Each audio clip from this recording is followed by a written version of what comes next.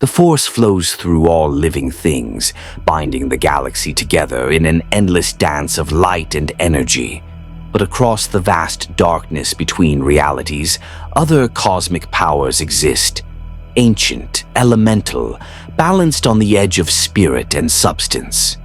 When two such forces collide, when the Avatar spirit brushes against the living force across dimensional barriers, the impossible becomes inevitable. Aang's eyes snapped open, but instead of the crystalline beauty of the spirit world, he found himself staring at twin suns blazing in an alien sky. The meditation had felt normal at first, reaching deep into that place between worlds where past avatars whispered their wisdom. Then something had pulled, a current stronger than any tide, and the spirit world had torn like fabric around him. He pushed himself up from sandy ground, his orange and yellow robes covered in dust that sparkled strangely in the double sunlight. The air felt wrong, thinner somehow, and when he instinctively reached for it with his bending, the response came sluggish, distant.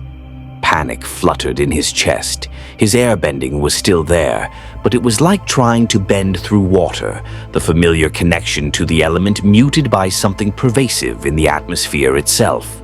Around him stretched an endless desert of red sand and towering rock formations that jutted toward the sky like the fingers of sleeping giants. In the distance, he could see what looked like a small settlement, strange dome-shaped buildings clustered together. But beyond that, something massive rose on the horizon, a city, gleaming with lights even in daylight, floating platforms and vehicles moving through the air without any visible means of propulsion. "Where am I?" Aang whispered. This wasn't the Earth Kingdom. This wasn't anywhere in his world. He tried reaching for the Avatar state, that deep well of power and wisdom that connected him to Roku, Kyoshi, Kuruk, Yangchen, and all who came before. The connections sparked, flickered, then died like a candle in a storm. Fear crystallized into something cold in his stomach.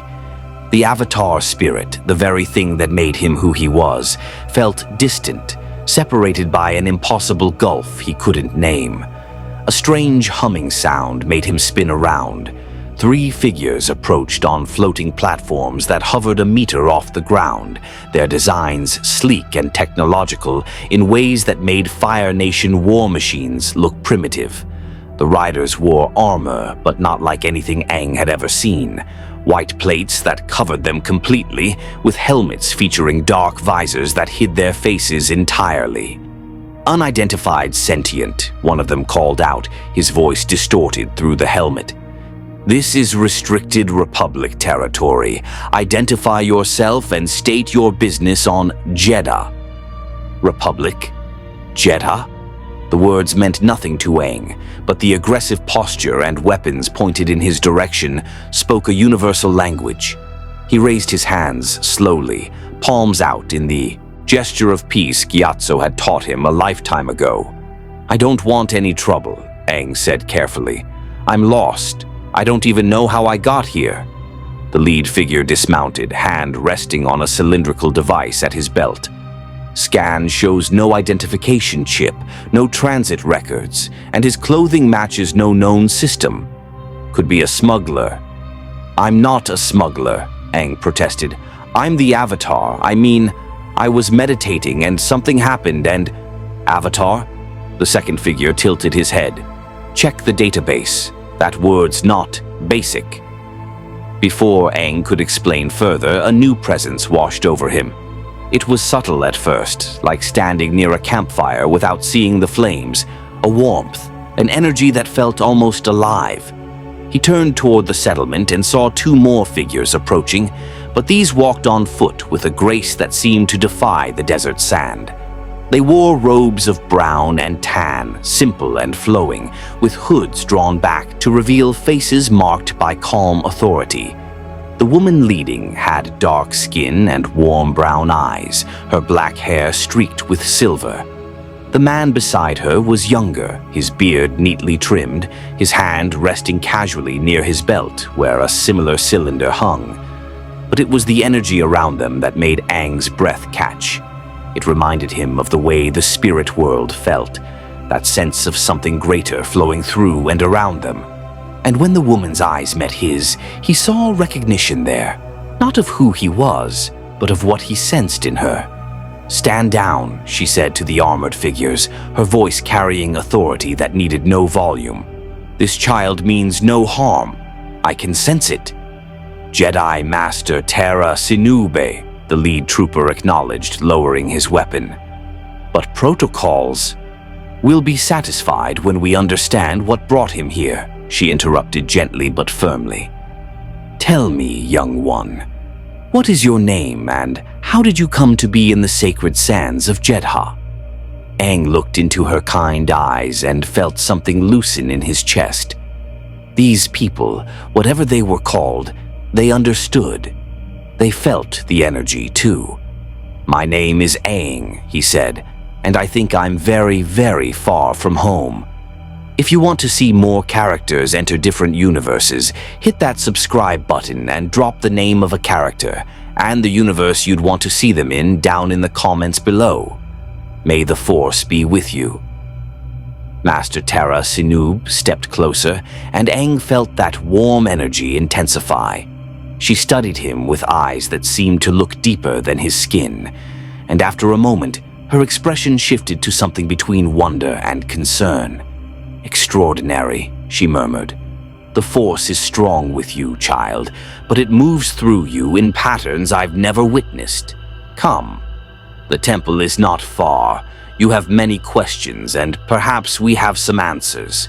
The journey to what Master Terra called the temple took them through the holy city of Jeddah, a place where ancient stone architecture met impossible technology in ways that made Aang's head spin. Monks in simple robes walked past armored soldiers. Market vendors sold glowing fruits alongside crystals that hummed with energy. And everywhere that presence he'd felt from the Jedi Masters permeated the air like incense. The temple itself rose from Jeddah's mesa, like a natural formation of stone and light, its towers reaching toward the twin suns with architecture that seemed impossibly old. Inside, the corridors stretched in geometric perfection, lit by panels that glowed without fire. Aang tried not to gape, but every few steps revealed something new. Training rooms where students practiced with weapons made of pure light. Meditation chambers where the air itself seemed to sing with peace. Libraries that stretched up stories tall with more knowledge than existed in all the air temples combined. "The Force connects all living things," Master Terra explained as they walked, her voice echoing softly off polished stone. "It is an energy field created by life, binding the galaxy together. Those who are sensitive to it can learn to feel its currents, to move with it rather than against it. The Jedi are guardians of peace, trained to serve the Force and protect those who cannot protect themselves." Aang nodded slowly, trying to process words that felt both familiar and alien. "It sounds like, back home I could bend the elements, air, water, earth, fire. I was connected to the energy of the world, the balance between all things. Is the Force like that?" "In some ways, perhaps," the younger Jedi Master, introduced as Rancisis, said thoughtfully, "though we do not bend physical elements directly. The Force allows us to move objects, to sense intentions, to see glimpses of possible futures. But what you describe sounds more elemental, primal even." They entered a circular chamber where several Jedi Masters waited, their presence in that strange energy like stars in a constellation. At the center stood a holographic projector that flickered to life, showing what Aang realized was a three-dimensional map of stars, thousands upon thousands of them, connected by glowing lines. "The galaxy," Master Terra said, gesturing to the display. 200 billion stars, countless worlds.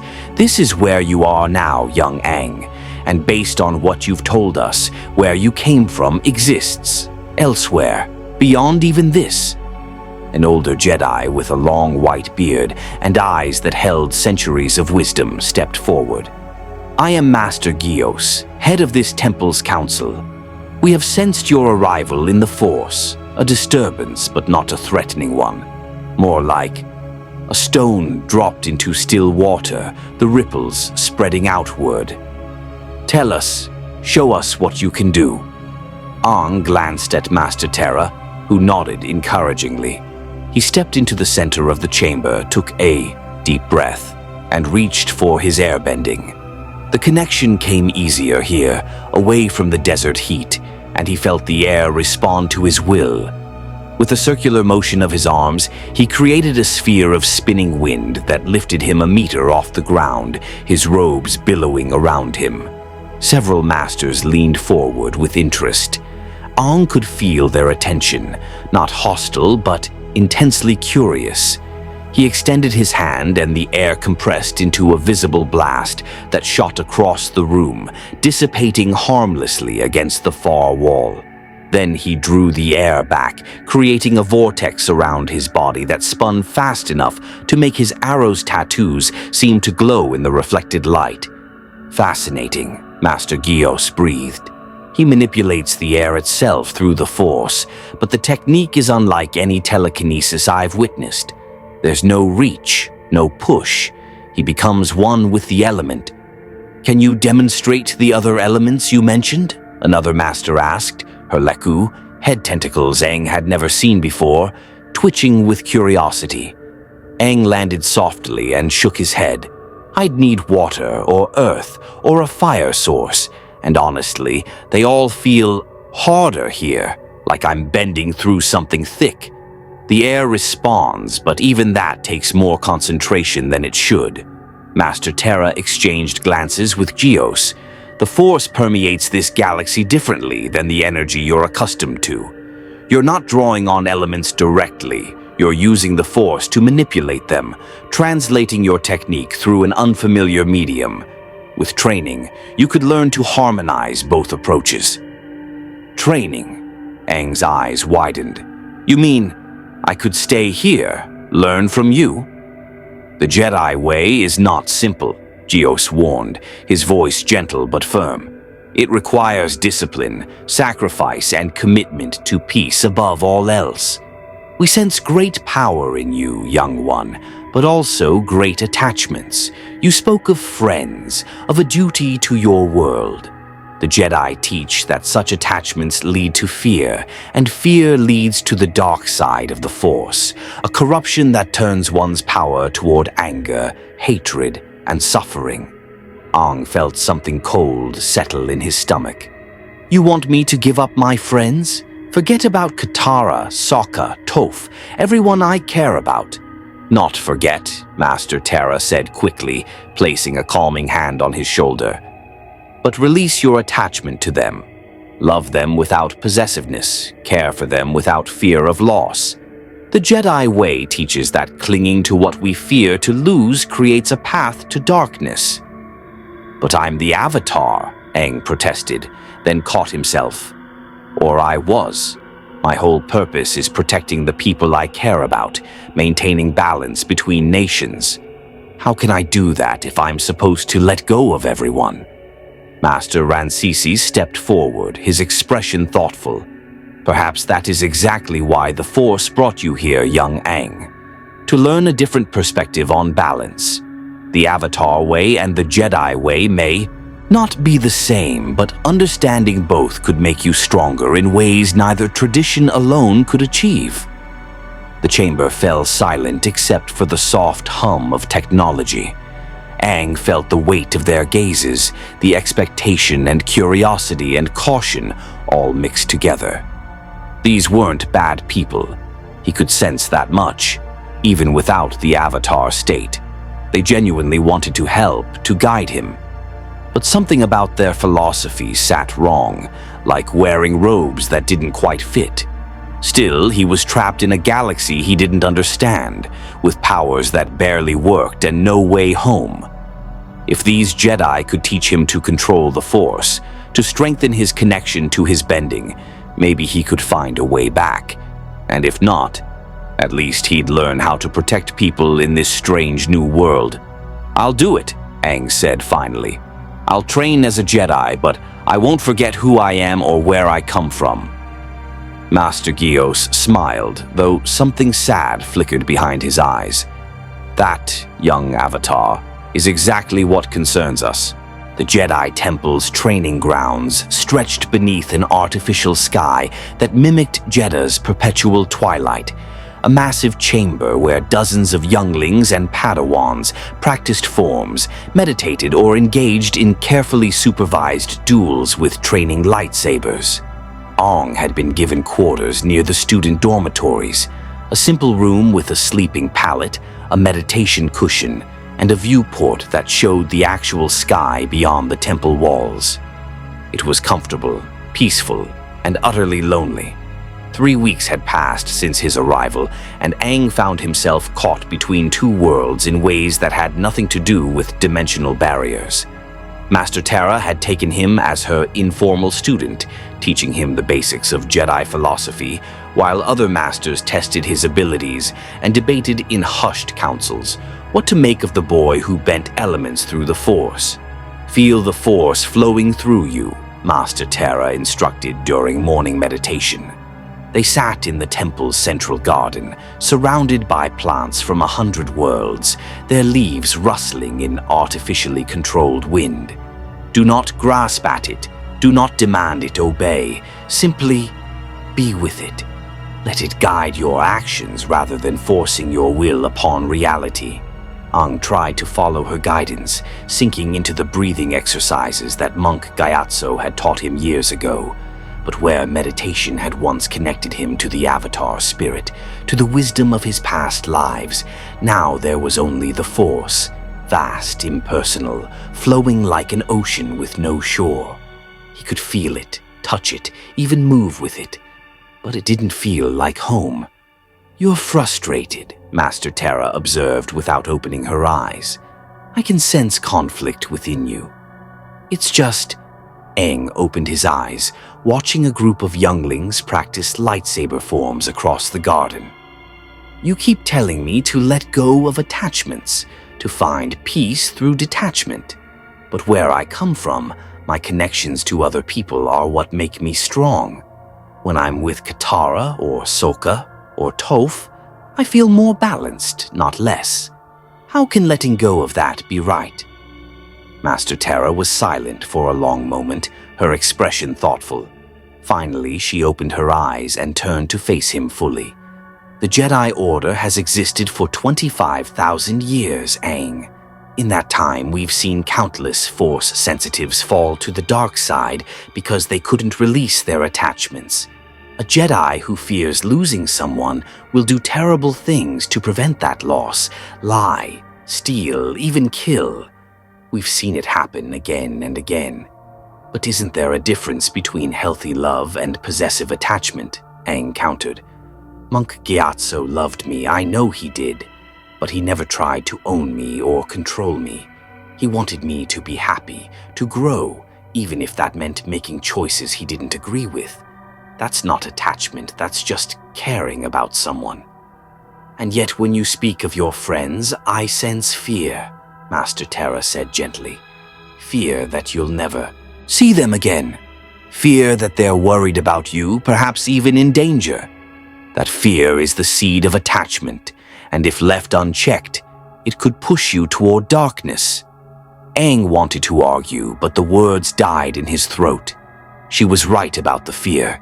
Every night he lay awake wondering if Katara was searching for him, if Sokka blamed himself, if Toph could sense the earth reaching for him across impossible distance. The not knowing gnawed at him like a persistent ache. "Come," Master Tara said, rising smoothly to her feet. "Let's continue your practical training. Perhaps movement will quiet your mind." They moved to one of the training circles, where Master Rancisis waited with what looked like a metal sphere covered in small panels. "Today," he announced, "we test your reflexes.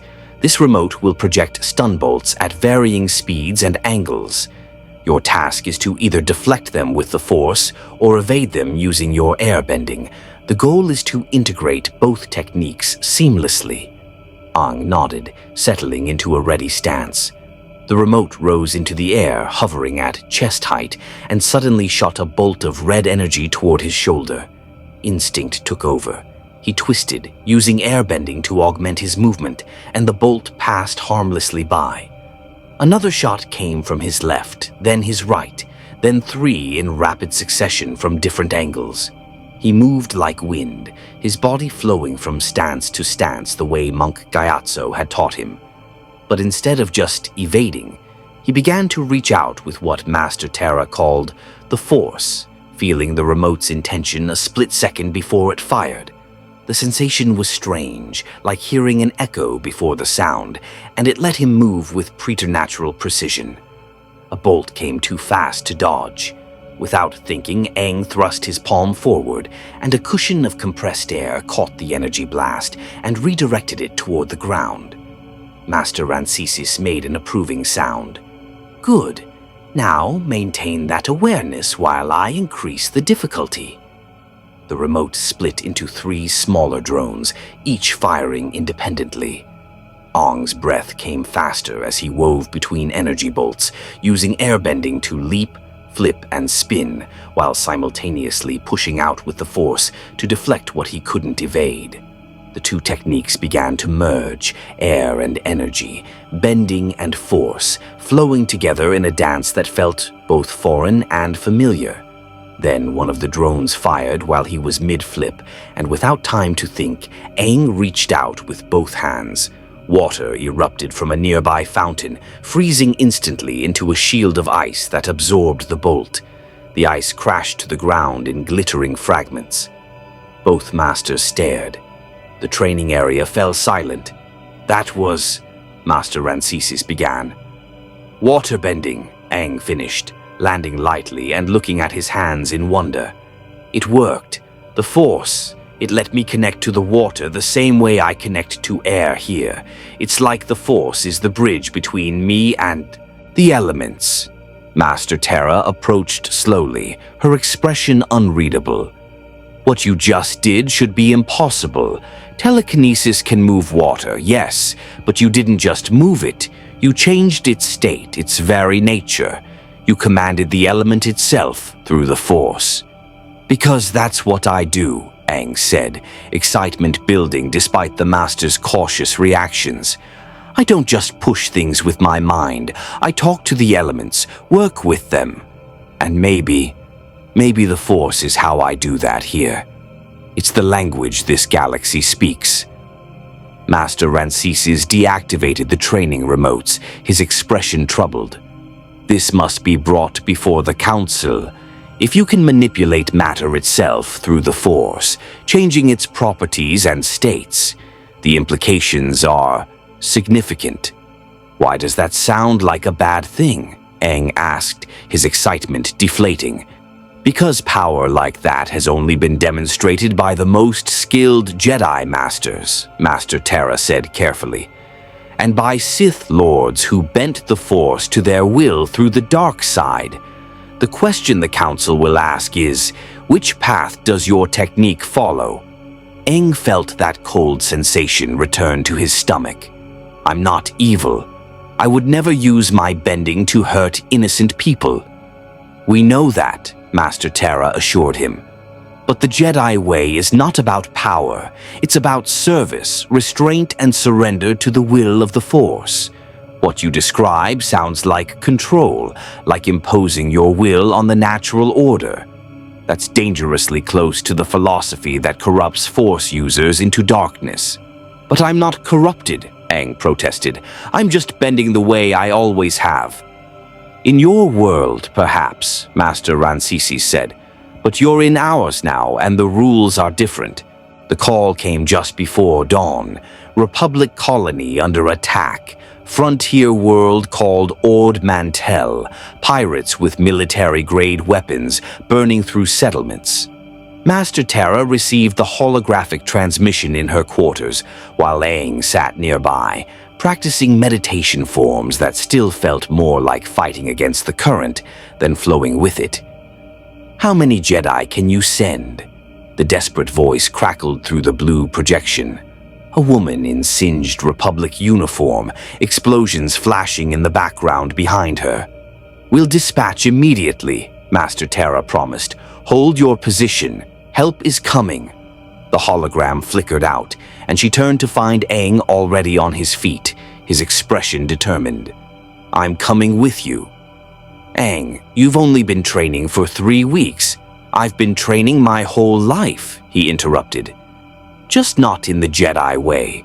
But those people need help now, and I can help them. Isn't that what the Jedi do? Protect those who can't protect themselves." Master Terra studied him for a long moment, and Aang could feel her reaching out through the Force, sensing his resolve. Finally, she nodded. "Very well. But you stay close to me, follow my lead, and if I tell you to retreat, you retreat. Understood?" Understood. The ship they traveled in was called a T-6 shuttle, and it moved through space in ways that made sky bison look like crawling turtle ducks. Aang pressed his face against the viewport as stars stretched into lines, the sensation of hyperspace making his stomach flip.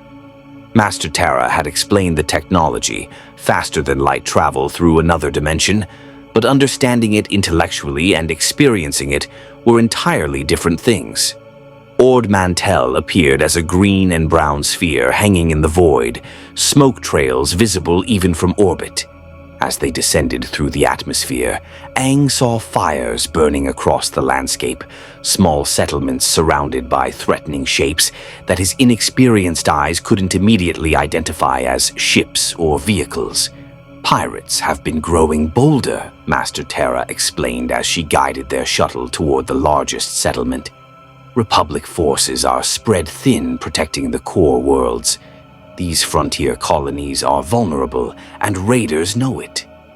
They landed on the outskirts of a town that reminded Aang of Earth Kingdom villages, simple buildings, farming equipment, civilians running in panic as armored figures fired weapons that shot bolts of red energy. The ships attacking from above were rough, asymmetrical craft that looked like they'd been assembled from scrap metal and weapons stolen from military yards. "Stay behind me," Master Terra commanded, igniting her lightsaber. The blade hummed to life with a sound Aang had grown familiar with, its green glow cutting through the smoke and dust. She moved forward with supernatural speed, deflecting blaster fire with precise movements that seemed to predict where each shot would go before it was fired. Aang ran behind her, his heart pounding, until a family caught his eye. 2 adults and 3 children trapped in a burning building. The front entrance collapsed under fallen timber. Without thinking, he veered toward them. "Aang!" Master Terra called, but he was already moving. He thrust both hands forward, and a blast of air strong enough to bend steel ripped the burning timber away from the building's entrance. The family stumbled out, coughing, and Aang gestured them towards safety before turning back to the battle. A raider had noticed him, raising a weapon toward the fleeing civilians. Aang stomped his foot, and despite the unfamiliar soil, despite the muted connection he still felt to earthbending in this galaxy, the ground responded. A pillar of stone erupted beneath the raider, throwing him off balance.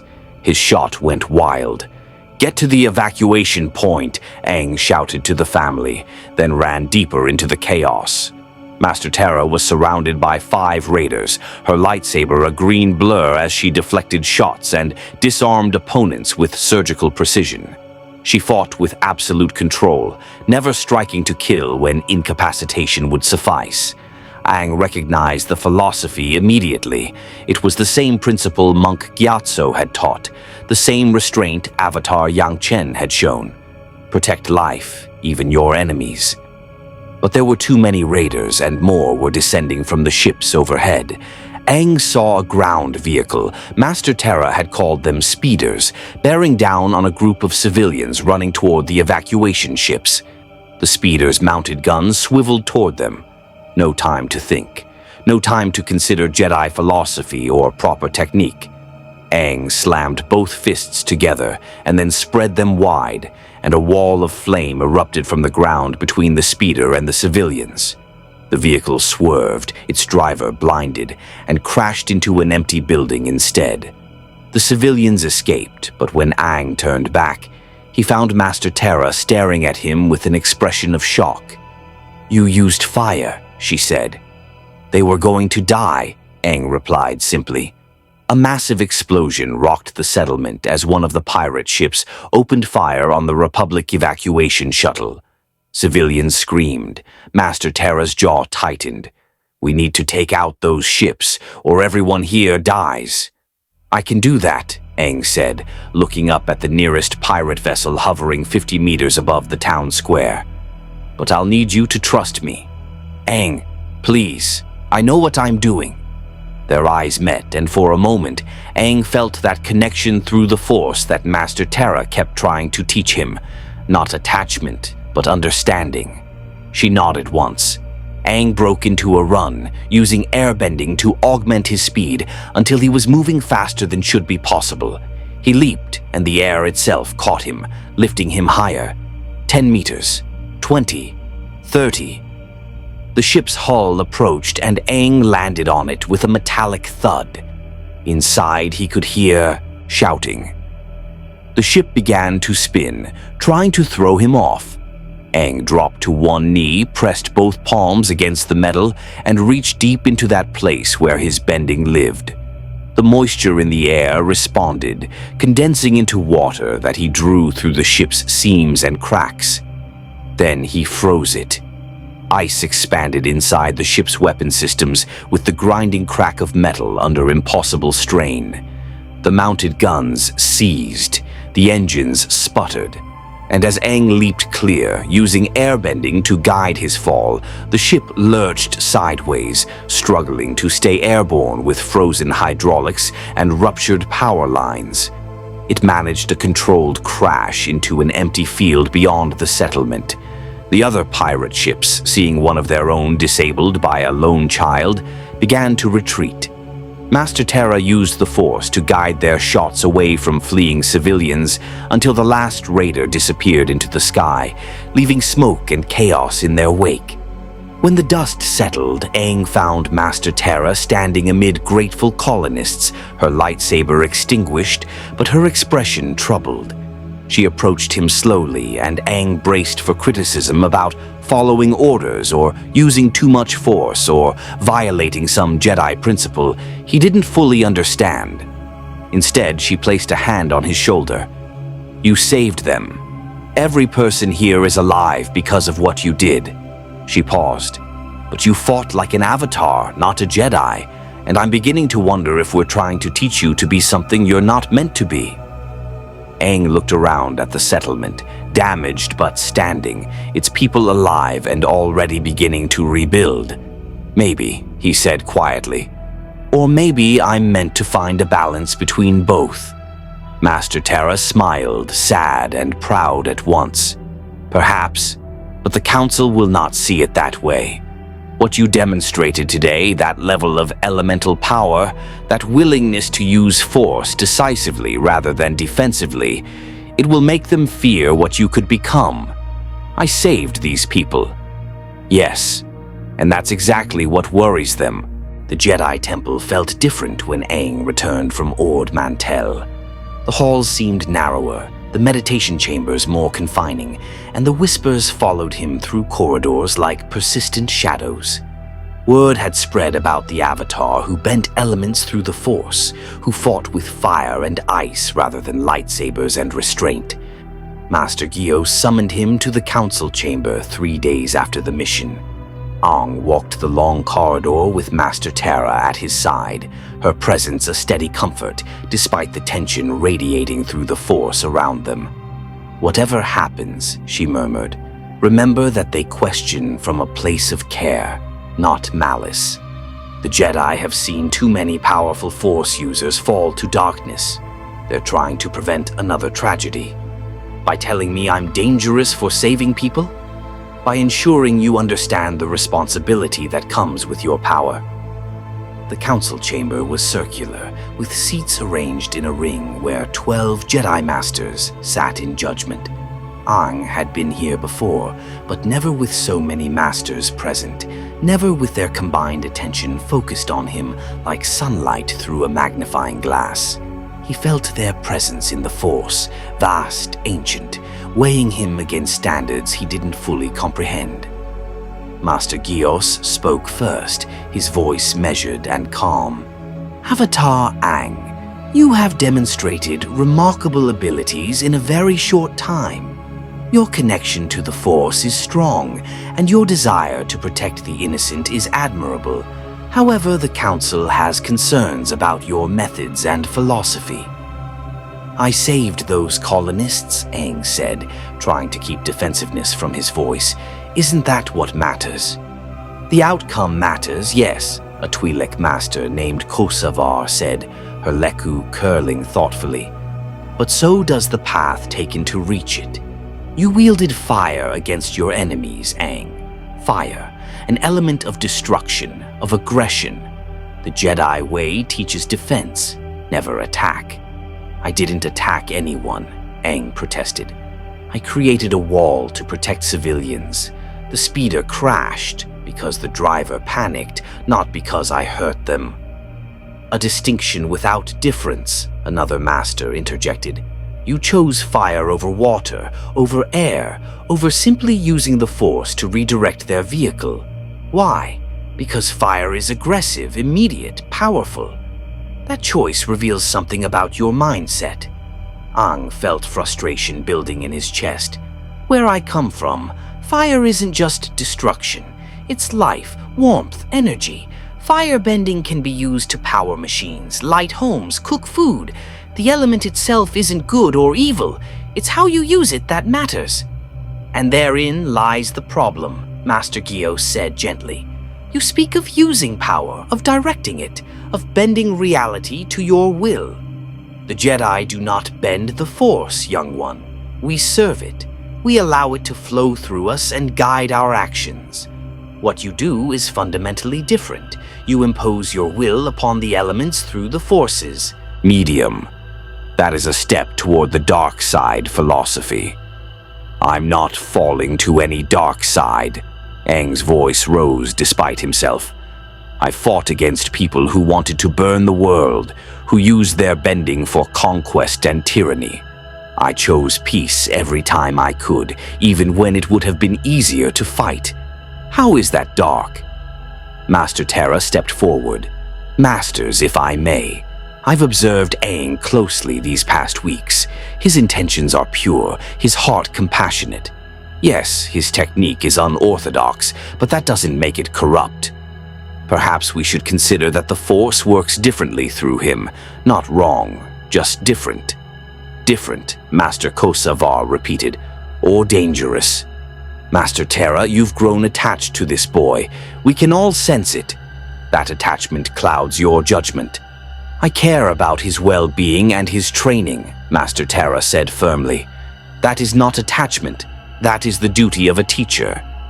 "And yet you defend techniques that border on dark side manipulation because you cannot bear to see him fail," Master Gios observed. "This is precisely why the Jedi way forbids such connections." Aang watched Master Terra's expression tighten, saw her struggle to maintain composure. Something inside him snapped. "You're wrong about her, and you're wrong about me. Master Terra cares because that's what good teachers do. And if your philosophy says that caring about your students is dangerous, then maybe your philosophy is the problem, not us." Silence fell across the chamber like a physical weight. Several masters exchanged glances. Master Gios's expression remained neutral, but Aang could feel disapproval radiating through the Force. "You see," one of the younger masters said quietly, "attachment leads to anger. Anger leads to..." "To what?" Aang interrupted. "To standing up for someone I respect. To refusing to believe that caring about people makes me evil. If that's anger, then I guess I'm angry. But I'm not going to apologize for it." Master Gios rose from his seat, and the chamber fell silent. "Aang, we do not say you are evil.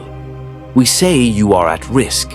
The path you walk, wielding great power while maintaining strong emotional connections, has led countless Force users to ruin. They always begin with good intentions. They always believe they're different, that they can control it. And they always fall. Unless they don't, Aang countered. You keep talking about all the people who failed, but what about the ones who didn't? What about the ones who loved and cared and stayed good anyway? There are precious few, Master Gyo said sadly. And even they struggled constantly against the pull of darkness. We offer you training to prevent that struggle, to give you peace through detachment. I don't want that kind of peace, Aang said quietly. I'd rather struggle and stay myself than find peace by becoming someone I'm not. Master Terra placed a hand on his shoulder. Masters, perhaps we've pushed too hard, too fast. Aang comes from a tradition thousands of years old with its own wisdom and philosophy. Rather than trying to erase that and rebuild him as a Jedi, perhaps we should seek to understand it, to find common ground between Avatar and Jedi teachings. Common ground, Master Kosavar mused, or compromise that weakens both traditions and protects neither. The boy is powerful, another master added. If he will not fully embrace the Jedi way, then we must consider whether it's safe to continue his training at all. A half-trained Force user with his abilities could pose a significant threat. Aang's stomach dropped. You're going to kick me out? We're going to give you a choice, Master Gyo said. Commit fully to the Jedi path. Embrace our teachings on detachment. Learn to serve the Force rather than command it. Accept our guidance without question. Or leave the temple and find your own way in this galaxy. But know that if you choose the latter, you will do so without Jedi protection or support. That's not a choice, Aang said, voice barely above a whisper. That's an ultimatum. It's an opportunity, Master Gios corrected, to decide who you truly wish to become. Master Terra's hand tightened on Aang's shoulder, and through their connection in the Force, he felt her turmoil, her desire to defend him, warring with her loyalty to the Order, her belief in him struggling against her belief in Jedi philosophy. She was being torn apart by the same impossible choice they were forcing on him. How long do I have to decide? Aang asked. Take 3 days, Master Gyo said. Meditate on what we've discussed. Search your feelings, as we Jedi say, and then return to us with your answer. The dismissal was clear. Aang bowed, the formal gesture Master Terra had taught him, and turned to leave. As he walked through the chamber doors, he heard Master Kosavar's voice drift after him. The boy has potential, but potential untamed becomes catastrophe. I fear we may come to regret whichever choice he makes. Aang spent the first day of his 3-day deadline in the temple gardens, watching younglings practice their forms while his mind churned through impossible options. Commit to a philosophy that felt fundamentally wrong, or strike out alone in a galaxy where he barely understood how to order food, let alone survive. Some choice. On the second day, he ventured into Jedha's holy city, walking streets where pilgrims from 100 worlds whispered prayers to the Force in languages he couldn't understand. The city was ancient, its stones worn smooth by millennia of faithful feet, and everywhere he looked he saw evidence of Force worship that predated the Jedi, shrines to the Guardians of the Wills, monks in masks chanting about Kyber and cosmic balance, disciples who believed the Force had more faces than the rigid light and dark the Jedi preached. That's when he felt it, a presence in the Force unlike anything the temple had shown him. It was cold where the Jedi were warm, wild where they were controlled, and it sang with a power that made his airbending instincts scream warnings. Aang followed the sensation down narrow alleyways until he found its source. A woman in robes of deep purple and black, her face tattooed with symbols that seemed to writhe in the dim light. She stood before a small shrine, her hands moving through gestures that reminded Aang of waterbending forms, and the air around her shimmered with energy that felt distinctly wrong. "You're not a Jedi," she said without turning around. "I can feel it. You touch the Force, but you're not chained by their rules." "Who are you?" Aang asked, hand instinctively moving to a defensive stance. She turned, and her eyes were solid white, pupilless, unsettling. Mother Talzin sent word that a strange Force user had appeared on Jedha, one who bends elements, who wields power the Jedi fear. I am Sister Nyx of the Night Sisters of Dathomir, and you, child, might be exactly what we've been searching for. Aang took a step back. I'm not interested in whatever you're selling. Not selling, offering. She moved closer, and Aang noticed she didn't walk so much as glide, her feet barely touching the ground. The Night Sisters understand what the Jedi refuse to accept, that the Force has more than two sides. There is light, yes, and dark, but there is also the spirit, the magic that flows between worlds, the power of connection rather than detachment. You feel it too, don't you? That pull towards something the Jedi call dangerous, but that your soul recognizes as truth. You're trying to turn me to the dark side, Aang said, though doubt crept into his voice. That's what Sith do, right? They tempt you with power and freedom and— We are not Sith, Sister Nyx interrupted sharply. The Sith are as dogmatic as the Jedi, just in the opposite direction. They embrace hatred and anger, seek to dominate through fear. The Night Sisters walk a different path. We use the Force through spirit ichor, through connection to our clan, through bonds that the Jedi would call attachment, but we call strength. She raised her hand, and green mist coalesced around her fingers. Aang felt his waterbending sense respond to it. The mist was physical, present, almost alive. We could teach you to wield your element manipulation without guilt, without fear of falling. We could help you embrace your connections rather than sever them. And in return, I become whatever you want me to be, Aang finished. Thanks, but I've dealt with enough people who wanted to use me for their own purposes. Sister Nyx's expression darkened. You think the Jedi don't use you? They want to strip away everything that makes you unique, to force you into their mold. At least we're honest about our intentions. Which are? To survive. The answer came with surprising vulnerability. The galaxy grows more dangerous, Avatar. The Night Sisters are few, scattered across the outer rim, hunted by those who fear what they don't understand.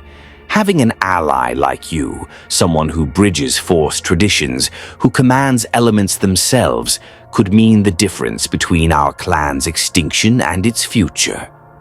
Aang studied her, reaching out with that sense Master Terra had been training. Sister Nyx's presence in the Force was complex. There was darkness there, yes, but also fierce loyalty, protective love for her clan, and genuine desperation. She wasn't lying about the danger her people faced. I can't help you, Aang said finally. I'm sorry your people are suffering, but I barely understand this galaxy. I don't even know if I'm staying with the Jedi or leaving the temple. Adding another faction to the mix would just make everything more complicated. Then let me offer something simpler, Sister Nyx said. Information. The Jedi Council debates your fate because they fear what you represent. A Force user who doesn't fit their binary worldview. But there are others like you scattered across the galaxy. Force witches, shamans, monks who follow different paths. You could seek them out, learn from traditions beyond the temple's walls. Why would you tell me that? Because the enemy of my enemy could become my ally. She stepped back, the green mist dissipating. The Jedi have persecuted Force traditions they don't understand for millennia. If you break free from their control, you might help others do the same. And if that day comes, remember that the Night Sisters offered friendship first. Before Aang could respond, she melted into shadows that shouldn't have existed in the afternoon sun. He stood alone in the alley, his mind reeling from the encounter, until he heard familiar footsteps behind him. "I wondered where you'd gone," Master Terra said, though her tone suggested she knew exactly where he'd been. "The temple's surveillance noticed you speaking with someone. A night sister, unless I'm mistaken." "She found me," Aang said quickly. "I didn't go looking for her. But you listened." Master Terra's expression was unreadable. "Tell me, what did she offer you?" Aang considered lying, then decided against it. Freedom from Jedi rules, a chance to use my bending without being judged for it, connection instead of detachment. He paused. "And she said there are other Force traditions out in the galaxy, not just Jedi and Sith." "That's true," Master Terra admitted, "though most are primitive, superstitious, or too weak to matter. The Jedi Order has endured because our philosophy works, Aang. We've seen what happens when Force users embrace their attachments and emotions. They become weapons, tyrants, monsters. The few exceptions don't justify the risk." "But they exist," Aang pressed. "The exceptions. People who loved and cared and stayed good." Master Terra was quiet for a long moment. When she spoke, her voice was softer, more vulnerable than Aang had ever heard. "My wife died 30 years ago. We married young, before I took my vows, and when the Jedi discovered our bond, they gave me the same choice you face now. Commit to detachment or leave the Order." Aang's breath caught. "You chose the Order. I chose to serve the greater good over my personal happiness. And every day since, I've wondered if that was wisdom or cowardice." She met his eyes. "When she fell ill, I wasn't there. I was on a mission, serving the Republic, protecting strangers while the woman I loved died alone. The Jedi say I did the right thing, that my duty to the many outweighed my duty to the one. But in my heart, Aang, I've never believed them." "Then why stay?" Aang asked. "Why keep following a philosophy you don't fully believe in?" "Because the alternative is chaos. Because for every person like you who might balance power and connection, there are 10 who would use that freedom to cause suffering. The Jedi way isn't perfect, but it's kept the galaxy from falling into darkness for thousands of years. Sometimes the greater good requires personal sacrifice." Aang felt his chest tighten with understanding and frustration in equal measure. "I'm sorry about your wife, I truly am. But your sacrifice doesn't mean mine is right. Maybe the galaxy needs something different now, people who can care deeply and still choose good." "Or maybe," Master Terra said sadly, "you're too young to understand what you're risking. Come back to the temple, Aang. Sleep on what you've learned today. Tomorrow is your final day to decide." They walked back together through Jeddah's winding streets, and Aang couldn't shake the feeling that no matter what choice he made, someone he cared about would be hurt by it. On the third day, Aang climbed to the temple's highest meditation spire before dawn and sat watching twin suns rise over Jeddah's ancient stones.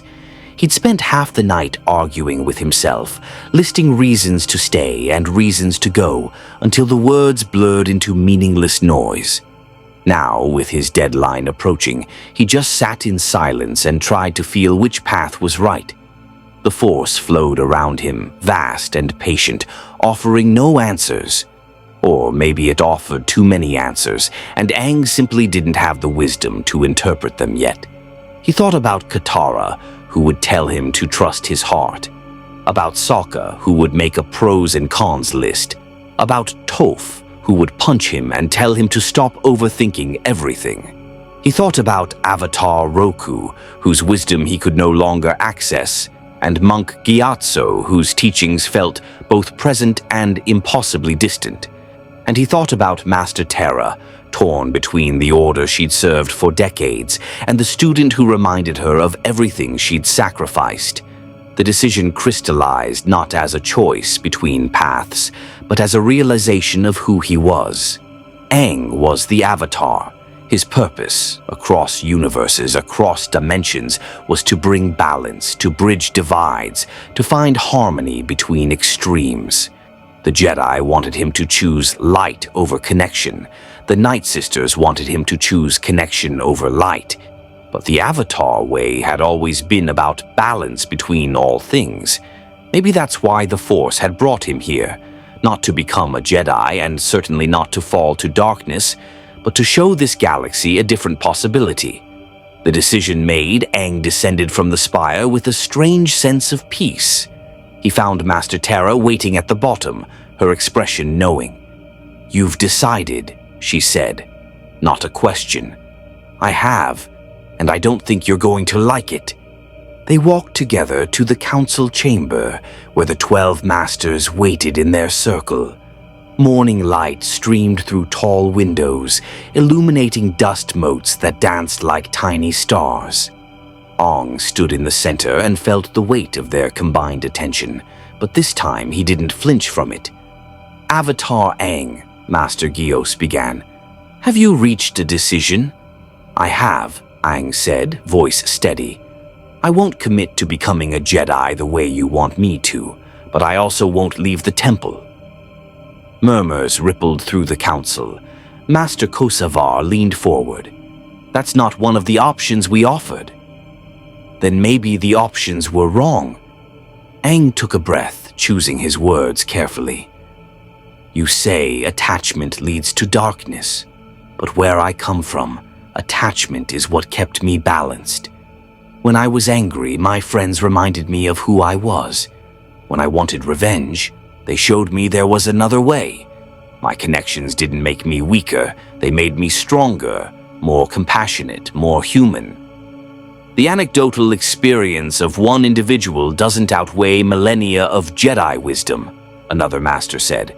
"Maybe not, but it proves exceptions exist, and if exceptions exist, then the rule isn't absolute." Aang met Master Gios's eyes. "I think the Jedi way works for most people.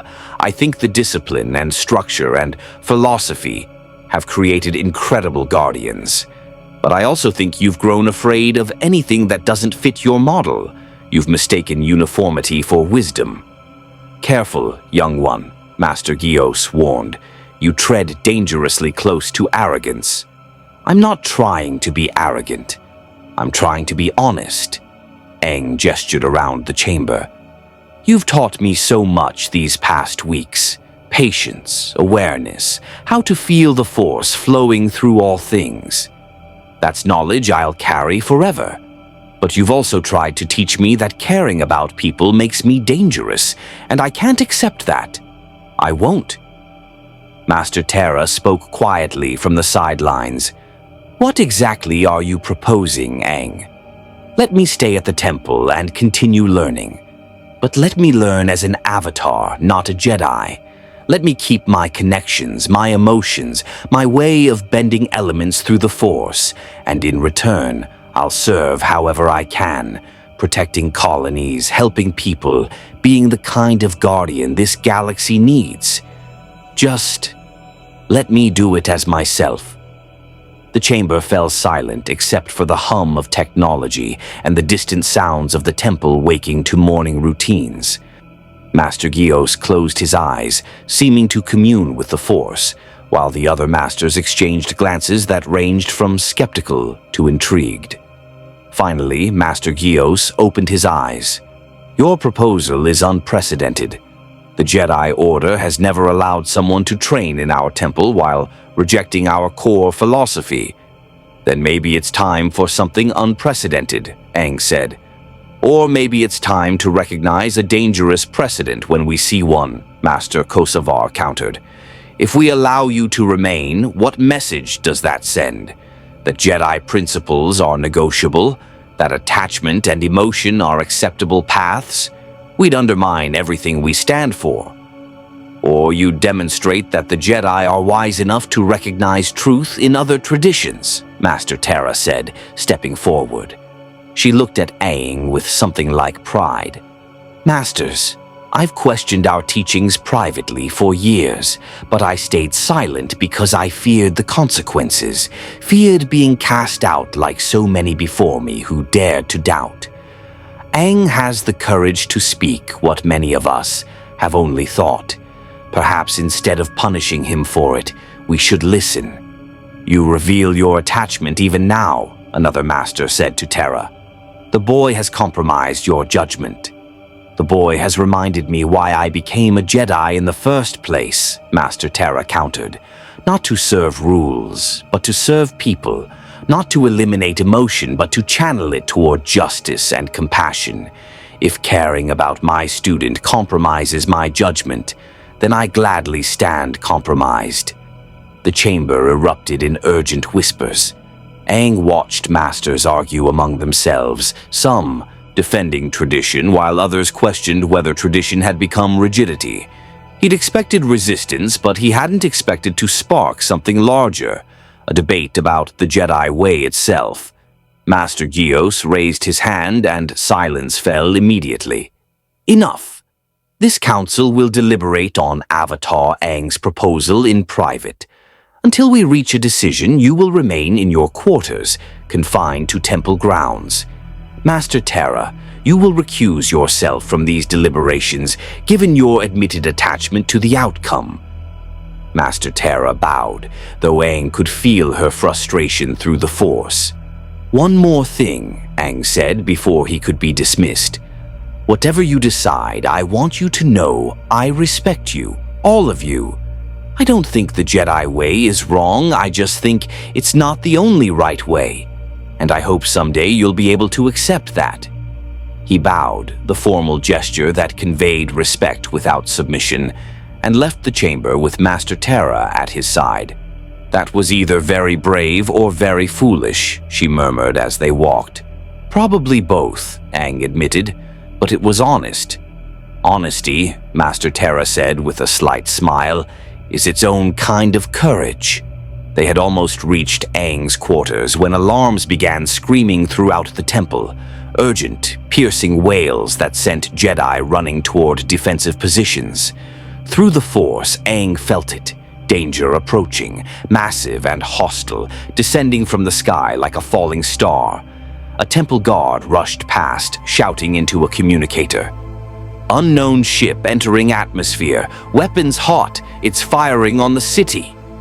Aang ran to the nearest viewport and saw what looked like a massive predator made of metal and fury, its hull bristling with weapons that rained destruction on Jeddah's holy streets.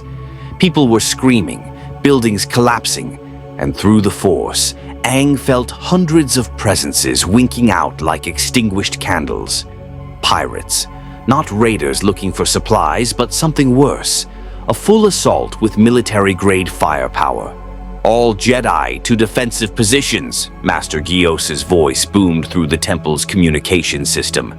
Protect the civilians, evacuate the temple district. Master Terra was already running toward the hangar, lightsaber in hand. Aang ran after her without thinking, his avatar instincts overriding everything else. This wasn't about Jedi philosophy or council decisions. This was about people dying, and he could help them. The streets of Jeddah had transformed into a war zone in the minutes since the first attack. The pirate ship, a modified star cruiser that looked like it had been stolen from a Republic scrapyard and weaponized beyond reason, hung in the sky like a metallic moon, its guns raining plasma bolts onto the holy city below. Buildings that had stood for millennia crumbled under the assault. Pilgrim shrines exploded into shrapnel, and everywhere people ran screaming through smoke and dust. Aang hit the streets at a full sprint, using airbending to augment his speed until he was practically flying. Master Terra kept pace beside him, her lightsaber deflecting stray blaster fire from pirate ground troops who'd deployed via drop pods throughout the city. Other Jedi spread across the district in defensive formations, but there were too few of them and too many civilians. Focus on evacuation, Master Terra shouted over the chaos. Get the civilians to the temple shelters. Aang skidded to a halt where a collapsed building had trapped dozens of people beneath burning rubble. He thrust both hands downward, and despite the strange earth of this alien world, despite the muted connection he still felt, the ground responded. Stone and steel lifted away, revealing terrified families huddled in what had been a basement meditation chamber. "Go! Run toward the temple," Aang directed them, then turned as a squad of pirates rounded the corner, their blasters raised. Before they could fire, Aang slammed his foot down. A wave of earth rolled forward like an ocean swell, knocking the pirates off their feet. He didn't wait to see if they'd recover. There were too many other people who needed help. A child's scream cut through the noise. Aang whipped around to see a young Twi'lek girl trapped on a third-story ledge, the building beneath her crumbling from blast damage. Without thinking, he thrust his hands upward, and a column of air caught her as she fell, gently lowering her to the street where her parents swept her up with grateful sobs. Master Terra appeared at his side, her robes singed from close calls with plasma fire. "The main ship is the problem. As long as it controls the skies, we can't evacuate effectively. The Republic is sending reinforcements, but they're hours away." "Then we take out the ship," Aang said. "With what? We don't have anti-air weapons, and our fighters are all destroyed." "With me." Aang looked up at the massive vessel hanging above them like a mechanical god of destruction. His mind raced, calculating distances and possibilities. The ship was at least 300 meters up, far higher than he'd ever airbent before. But he'd frozen a ship from the inside on Ord Mantell. If he could get close enough. "Aang, no. You can't possibly." "I'm the Avatar," Aang said, meeting her eyes. "This is what I do." Before Master Terra could protest further, Aang gathered air beneath his feet and launched himself skyward. The initial leap carried him 20 meters. Then he created a spinning vortex around his body, using the cyclone to lift himself higher the way waterbenders could ride spouts. 30 meters, 50, 70. The city fell away beneath him, and his lungs burned from the thin air at this altitude, but he kept climbing. The pirate ship's sensors must have detected him because turrets swiveled in his direction. Energy bolts shrieked past, and Aang twisted through the air like a leaf on the wind, using every airbending technique Monk Gyatso had ever taught him. A bolt grazed his arm, searing pain shooting through his shoulder, but he didn't stop. 100 meters. 150. 200. The ship's hull loomed above him now, close enough to touch. Aang reached out with waterbending senses, feeling the moisture in the air, in the ship's cooling systems, in the very atmosphere. Then he did something he'd never attempted before, something that the Avatar state would have made effortless, but that required every ounce of concentration he possessed. Without it, he pulled. Water vapor condensed from the air in massive quantities, drawn by his will through the force and his bending combined. Gallons became hundreds of gallons, and Aang directed the liquid through every vent, every seam, every opening in the ship's hull. He felt it spreading through corridors and engine compartments, and then he reached for the cold, the deep, absolute cold of space just beyond the atmosphere, and commanded the water to freeze. Ice formed with explosive force, expanding inside machinery never designed for sub-zero temperatures.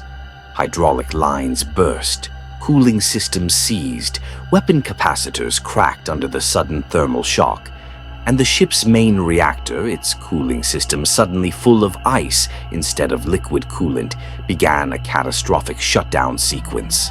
Aang felt the moment the ship lost power, a sudden absence in the force like a candle going out. The massive vessel lurched sideways, its artificial gravity failing, and began a slow, uncontrolled descent toward the desert beyond the city. He'd done it.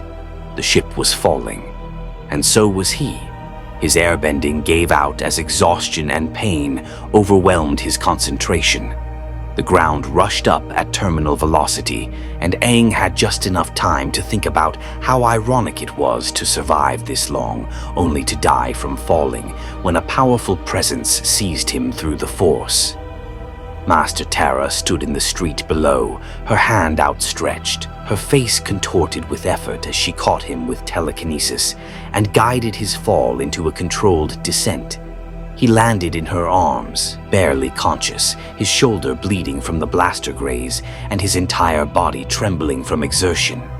"You magnificent, reckless, impossible child," Master Tara breathed, and Aang could hear tears in her voice. "Don't you ever do that again." "Did it work?" Aang managed to ask. In answer, she turned him to face the desert, where the pirate ship impacted in a massive explosion of sand and metal. The shockwave rattled buildings half a kilometer away, but the ship had crashed outside the city limits. No civilians caught in the blast.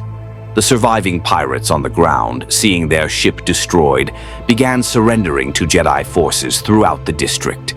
The battle was over. Jeddah was saved.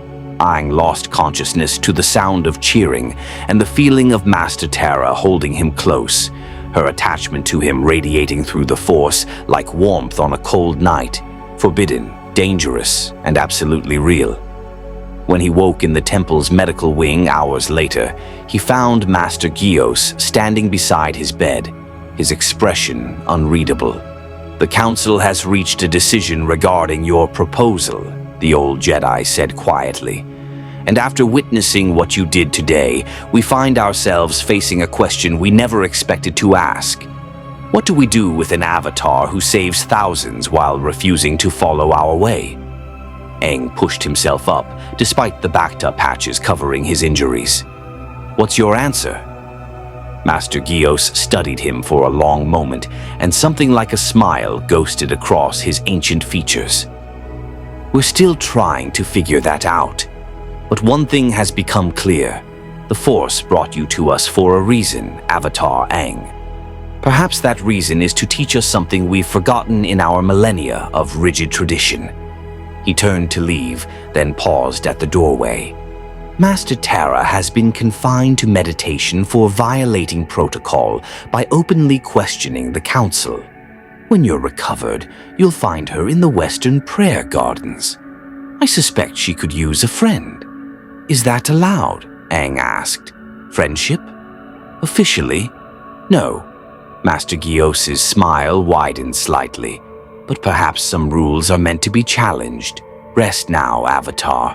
Your journey with the Jedi Order is far from over."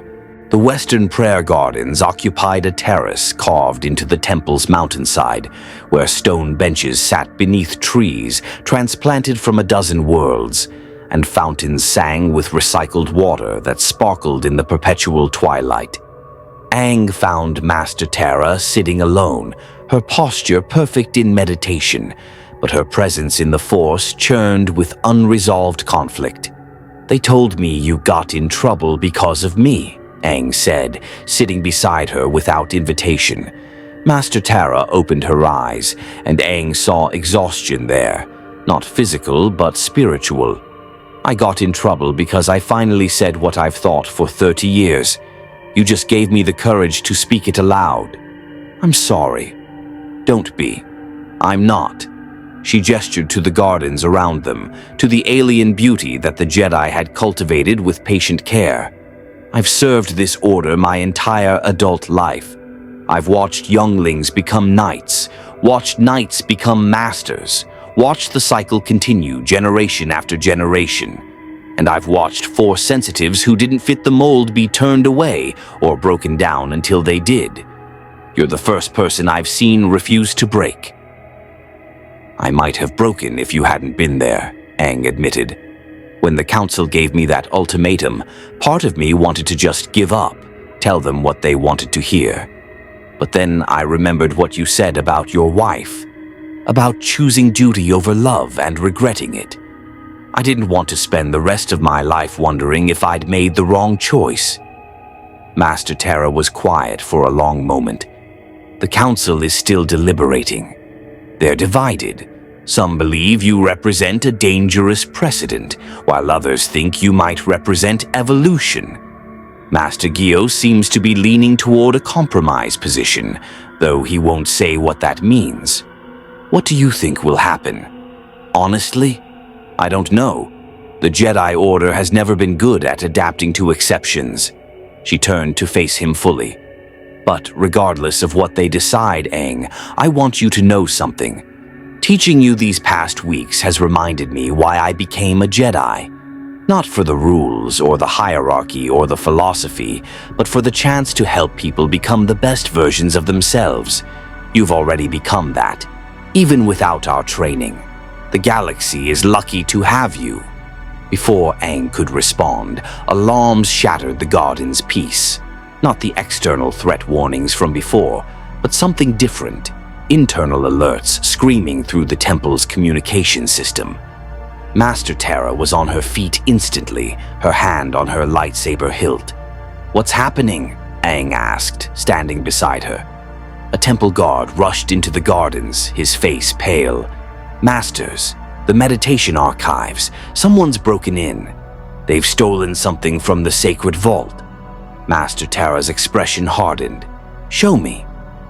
They ran through corridors that Aang had come to know well, descending into the temple's lower levels where ancient knowledge was preserved in holocrons and data crystals. The meditation archives were supposed to be impregnable, protected by both technology and the Force itself. But when they arrived, they found blast marks on the walls, unconscious guards, and a vault door hanging open like a broken jaw. Inside, pedestals stood empty where objects of great power had once rested. Master Gios was already there with several other council members, their expressions grim. "What was taken?" Master Terra demanded. "A Kyber crystal," Master Gios said quietly. "Not just any crystal. The heart of Jeddah, a massive formation that's been part of this temple for 10,000 years. It's said to amplify Force abilities 100-fold, to allow its wielder to bend reality itself.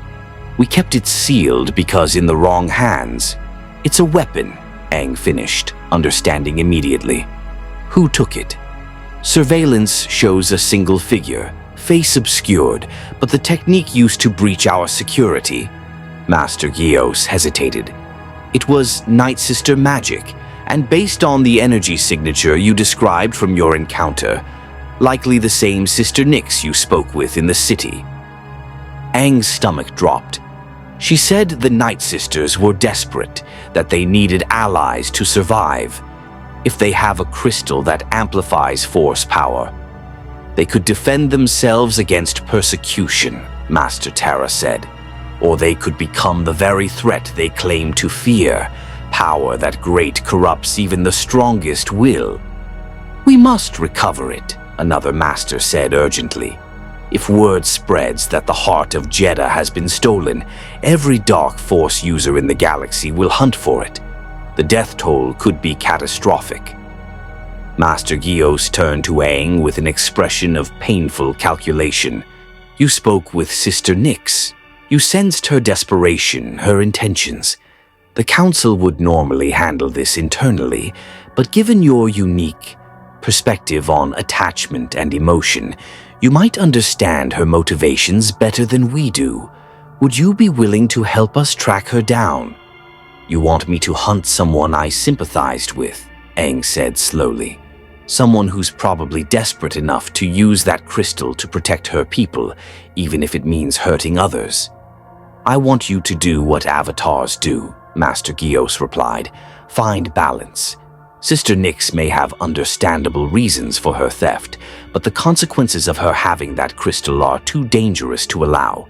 We need someone who can see the nuance, who can perhaps negotiate rather than simply fight." Aang looked at Master Terra, who nodded slightly. "This is your choice, Aang. You don't have to go. You're not a Jedi, and you're not obligated to clean up our mistakes in security.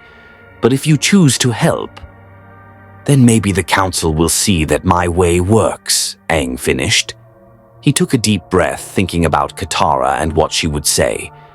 Probably something about helping people even when it's hard, especially when it's hard. I'll do it. But I do it my way. Talk first, fight only if necessary, and I want Master Terra with me. I'm confined to meditation, Master Terra protested, though hope flickered across her features. Then consider this your meditation, Master Gios said with the faintest smile. Go with Avatar Aang, retrieve the heart of Jedi, and perhaps both of you will find answers about where you truly belong in this order. The trail led off-world to Dathomir, the Night Sisters' homeworld, a place of blood-red skies and mist-shrouded swamps where the Force moved through darkness and ancient spirits. The journey took 2 days aboard a Jedi transport, during which Aang meditated on what he would say to Sister Nyx when they found her. Dathomir's surface was hostile from the moment they landed. The air itself felt wrong, thick with moisture and something else, a presence in the Force that was neither light nor dark, but something primal and old. Master Terra stayed close as they ventured into the swamps, her lightsaber providing the only illumination beyond the phosphorescent fungi that grew on twisted trees. The Night Sisters' stronghold is 3 kilometers northeast, Master Terra said, consulting her datapad. But I'm sensing movement all around us. We're being watched. She was right. Aang felt presences in the Force circling them like predators, and through the mist he caught glimpses of figures, women in dark robes, their eyes glowing with that same white luminescence Sister Nyx had possessed. They didn't attack, but they didn't retreat either. They were herding the intruders somewhere specific. The stronghold appeared like a nightmare given form, massive stone structures covered in symbols that hurt to look at directly, surrounded by barriers of green fire that burned without consuming. And in the central courtyard, Sister Nyx waited with the heart of Jedi cradled in her arms like a child. The crystal was the size of Aang's torso, glowing with inner light that made the air around it shimmer with possibility. Power radiated from it in waves so intense that Aang felt his bending respond involuntarily. The moisture in the air began to swirl, the earth beneath his feet trembled, and somewhere distant, he heard wind howling with a voice that sounded like his own. "Avatar," Sister Nyx greeted, her expression unreadable. "I wondered if the Jedi would send you, and Master Terra. How kind of you to deliver yourself into Night Sister territory. Your order will never see you again." "We're not here to fight," Aang said quickly, stepping between them. "Sister Nyx, I understand why you took the crystal. Your people are in danger, and this gives you the power to protect them. But power like that, it changes you. I've seen it happen. I've felt it trying to change me. If you use that crystal, you won't just protect the Night Sisters. You'll become something they'll eventually fear." "Better to be feared than extinct," Sister Nyx replied. "The Jedi have persecuted us for millennia. The Sith use us as tools and discard us when convenient. Every year, more of my sisters die, and the galaxy doesn't care. This crystal is our only chance. Or it's your destruction," Master Terra said. "That much power concentrated in one location will draw every Dark Force user in the Outer Rim. You'll paint a target on Dathomir that your people can't survive." Sister Nyx's expression flickered with doubt, and Aang felt it through the Force. She hadn't considered that consequence. Her plan had been desperate, focused on immediate survival rather than long-term implications. "There's another way," Aang said, an idea crystallizing in his mind. "Give us the crystal back, and I'll speak for the Night Sisters before the Jedi Council. I'll tell them that persecution has to stop, that Force traditions deserve protection even when they don't follow Jedi philosophy. I'll use my position, whatever that ends up being, to create space for your people to exist without fear." "Pretty words from someone who has no authority," Sister Nyx said, but her grip on the crystal loosened slightly. "Maybe not yet," Aang admitted, but the Council is already questioning their rigid thinking because of me. If I can show them that different paths deserve respect, that attachment and emotion don't automatically lead to darkness, then maybe I can change how they see Force traditions like yours. It's not a guarantee, but it's better than the alternative." Sister Nyx studied him for a long moment, then laughed, sharp and bitter. "You actually believe that, don't you? You think you can reform 25,000 years of dogma with optimism and good intentions?" "I've done it before," Aang said quietly. "In my world, I ended a 100-year war by refusing to kill. Everyone said it was impossible, that I was naive, that I'd fail. But I didn't, because sometimes the impossible is just something no one's been brave enough to try yet." The courtyard fell silent except for the crackling of green fire and the distant sounds of Dathomir's swamps. Sister Nyx's white eyes studied Aang, and he felt her presence in the Force, measuring, calculating, desperately wanting to believe but afraid of hope. Finally, she held out the crystal. "If you fail, if the Jedi continue their persecution, I will return for this. And next time, Avatar, I won't be so easy to reason with." Aang took the heart of Jedha carefully, feeling its power thrumming through his hands like a living heartbeat. "I won't fail. The Night Sisters deserve better than extinction, and the galaxy deserves more than two narrow definitions of what the Force can be." As they left Dathomir with the crystal secured in magnetically shielded containment, Master Terra spoke quietly. "You just promised to reform the Jedi Order on behalf of people who steal from us and practice dark magic." "I promised to try," Aang corrected. "And isn't trying, even when success isn't guaranteed, what being a hero is about?" Master Terra smiled, genuine and warm. "Perhaps, or perhaps you're simply impossible to teach, which might be the best lesson of all." The Jedi Council chamber felt different when Aang returned with the heart of Jedha secured in containment, and Sister Nyx's desperate face still haunting his thoughts. The 12 masters sat in their circle, but this time their expressions held something Aang hadn't seen before: uncertainty. Not about him specifically, but about themselves, about the questions his presence had forced them to confront. Master Gios accepted the crystal with visible relief, then turned to Aang with an expression that mixed respect and concern. "You negotiated its return without violence. That's unexpected. And according to Master Terra's report, you did so by promising to advocate for the Night Sisters before this council. That's a bold commitment for someone who isn't even certain of their own place here." "Maybe that's exactly why I could make it," Aang said. "I'm not bound by centuries of thinking the Night Sisters are enemies. I just see people trying to survive in a galaxy that wants them gone." "They practice dark magic," Master Kosavar interjected. "They manipulate the Force in ways that border on corruption.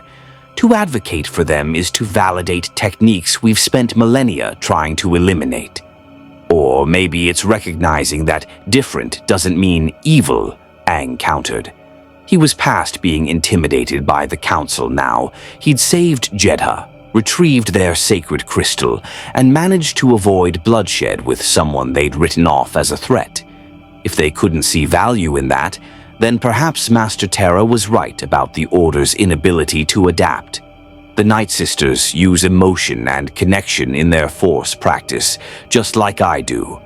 By your philosophy, that makes us both dangerous, but we both just chose peace over power when we could have done the opposite."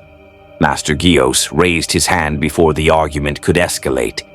"Which brings us to the matter we've been deliberating since you left. Avatar Aang, you have demonstrated remarkable power, compassion, and wisdom beyond your years. You've saved lives, retrieved sacred artifacts, and challenged our fundamental assumptions about the Force. But you've also refused to commit to the Jedi way, maintained emotional attachments we consider dangerous, and practiced techniques that blur the line between light and dark." Aang's chest tightened. This was it. the moment they'd tell him to leave, to take his dangerous philosophy and impossible bending somewhere far from their temple.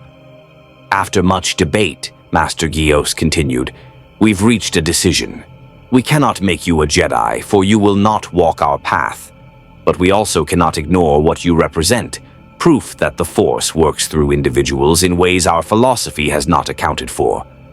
Therefore, we offer you a new role, Consular to the Jedi Order. Aang blinked. Consular? What does that mean?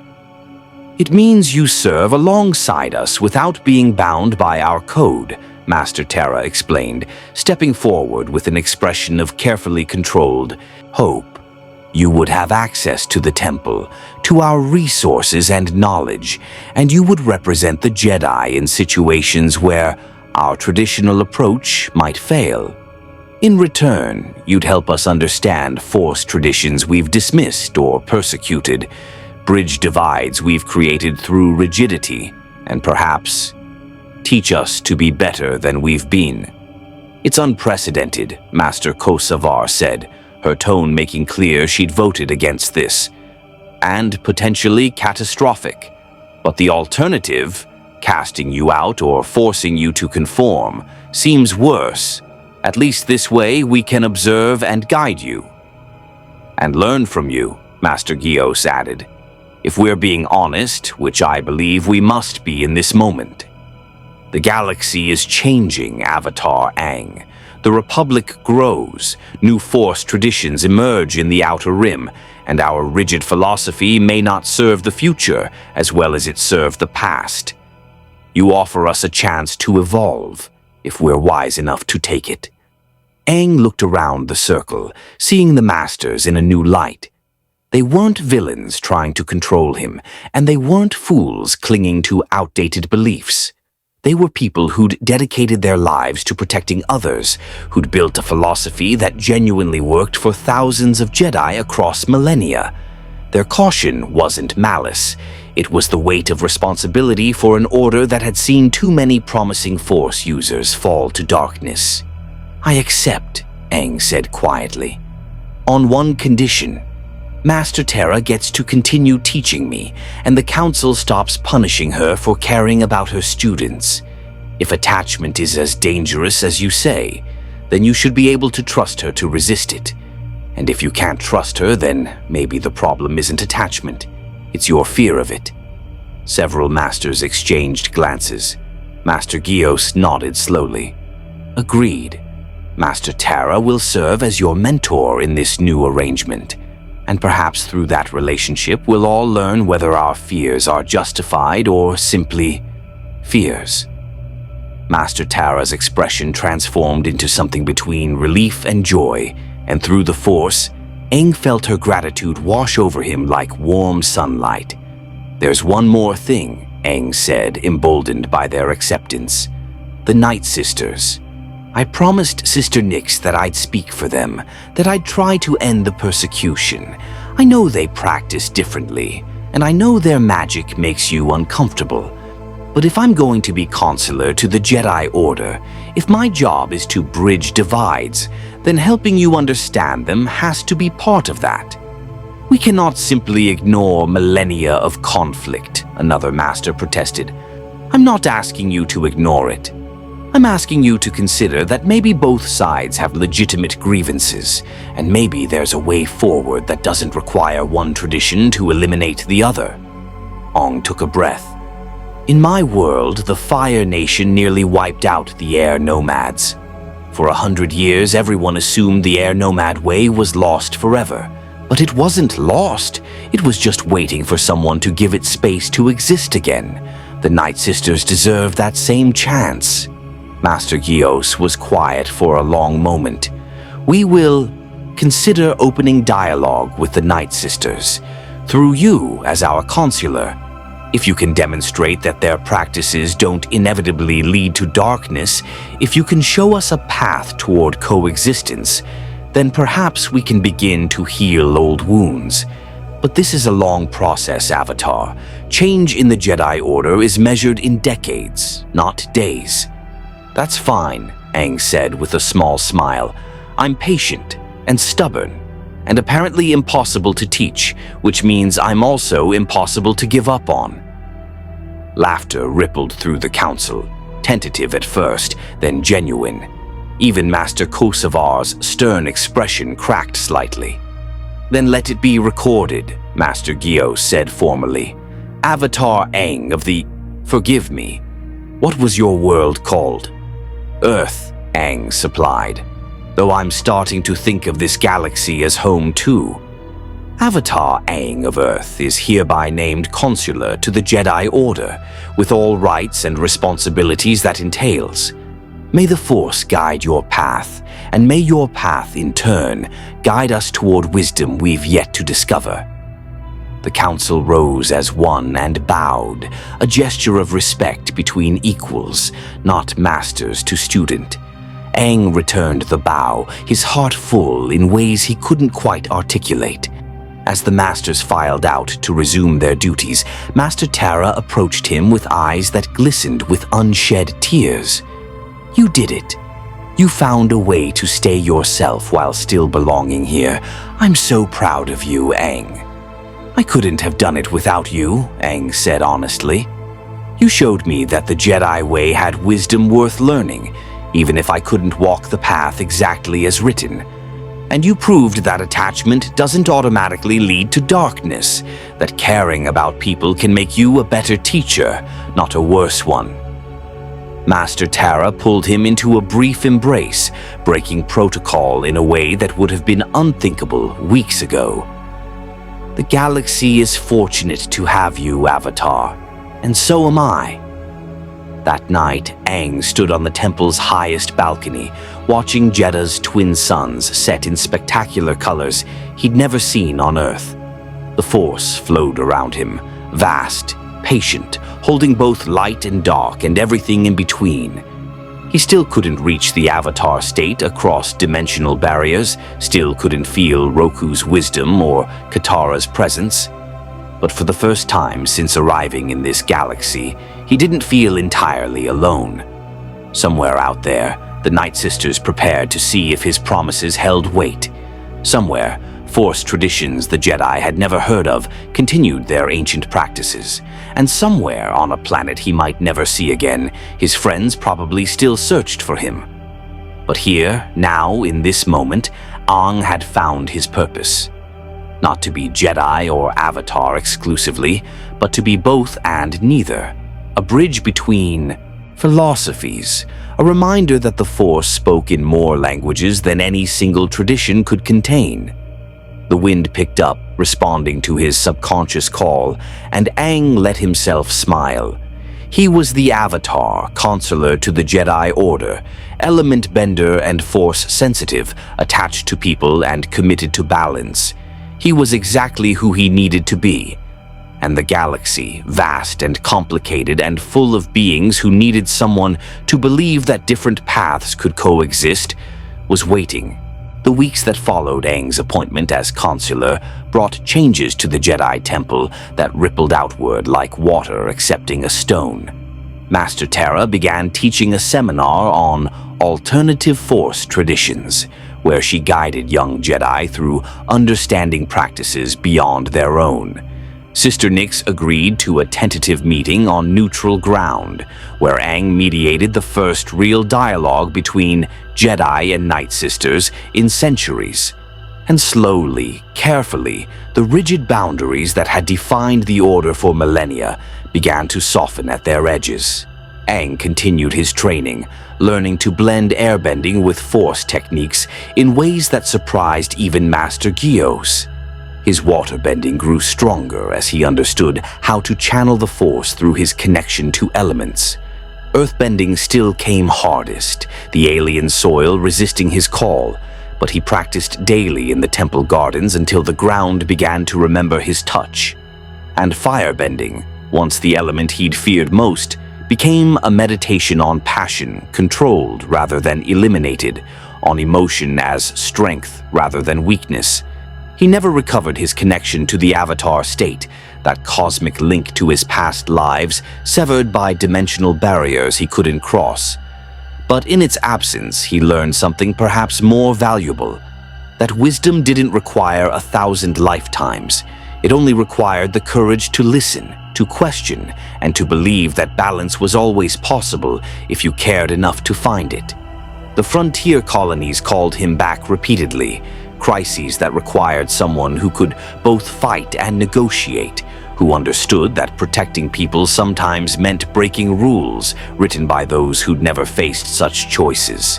And each mission brought new understanding to the Council about why their consular's unorthodox methods worked where traditional Jedi philosophy might have failed.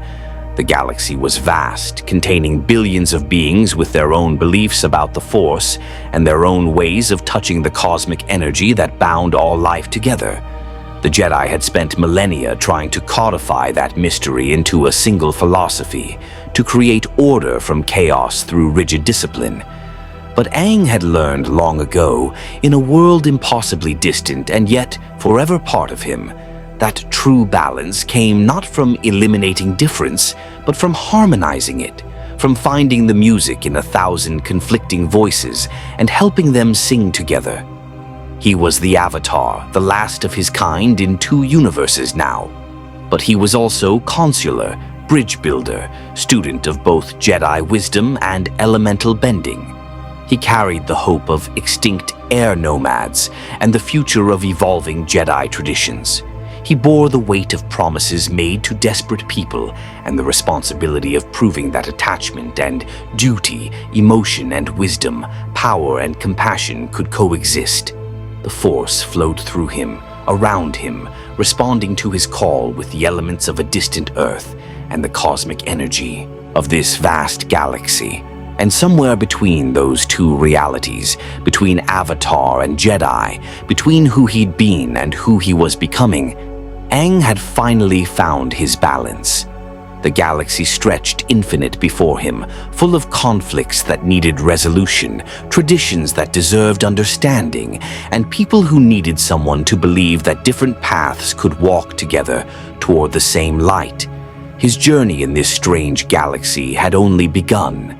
But whatever challenges awaited, whether from Sith Lords or pirates, from ancient prophecies or emerging threats, Aang would face them the only way he knew how, with hope, with compassion, and with the unshakable belief that balance was always worth fighting for.